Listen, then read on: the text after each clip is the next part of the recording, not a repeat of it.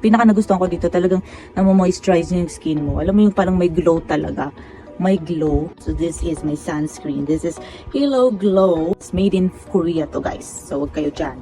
So ayan guys, sobrang ganda ng sunscreen na to. So it's almost a month na ginagamit ko tong sunscreen na to. And yes, lalabas ako ngayon. So kailangan natin mag-sunscreen. Sobrang ganda ng sunscreen na to. Gusto ko yung amoy din niya. Lakas maka skincare yung amoy. Tapos ayan guys, yung nagustuhan ko dito talagang napapag-glass skin niya yung skin natin. As in, namo-moisturize niya yung skin natin. Look at that, diba? Sobrang ganda sa feeling pag biniblend mo siya. Kasi parang feeling mo nasa smooth na talaga yung skin mo. Yan, no? Sobrang smooth. Sobrang soft. Ganun yung feeling pag ina-apply mo siya. So, ito yung lagi kong ginagamit. Araw-araw akong nagsa-sunscreen, of course. Kahit hindi ako lumalabas, nagsa-sunscreen ako. Lalo na pag nagja-jogging ako. Ito talaga yung ginagamit ko, guys.